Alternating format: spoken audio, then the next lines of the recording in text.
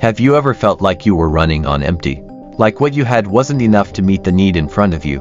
Maybe it's your finances, your strength, your faith, or even your hope, and it feels like you're being stretched far beyond what you can bear.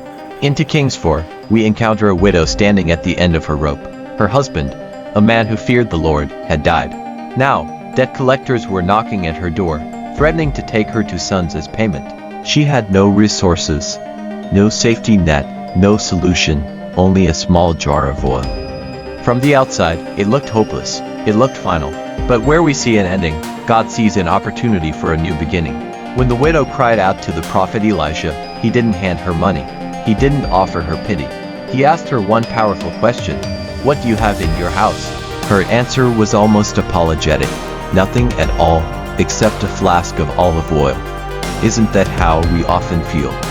God, I have nothing, except this little bit. Nothing ... except a little strength. Nothing. Except a fragile hope.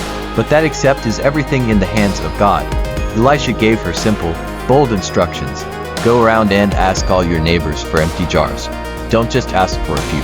Then go inside, shut the door behind you and your sons, and pour oil into all the jars. As each is filled, put it to one side. She obeyed. In faith, she and her sons gathered jar after jar after jar. They shut the door, as instructed.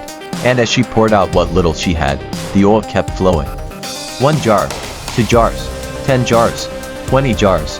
As many vessels as she could find, every single one was filled to the brim. The oil didn't run out until she ran out of jars. She sold the oil, paid her debts, and lived on what was left. Her lack became her abundance. Her desperation became her deliverance. Her obedience unlocked her miracle. Maybe today, you feel like you're down to your last jar, your last bit of strength, your last ounce of faith.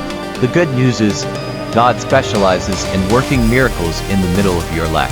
He is not limited by what you don't have. He is only waiting for you to surrender what you do have. Maybe it's a prayer. Maybe it's a step of obedience. Maybe it's simply refusing to give up. Whatever it is, bring it to Him. Bring your accept to the altar. Pour it out. Trust Him to fill the emptiness. Because the miracle isn't in the abundance you're waiting for. It's in the obedience you choose today. Trust Him. Obey Him. Watch as He takes your little and makes it overflow. Now, say this prayer with me. Lord, I bring you what I have. Even when it feels small, I trust that you can multiply it. Teach me to obey even when it doesn't make sense. Fill every empty place in my life with your miraculous provision. Amen.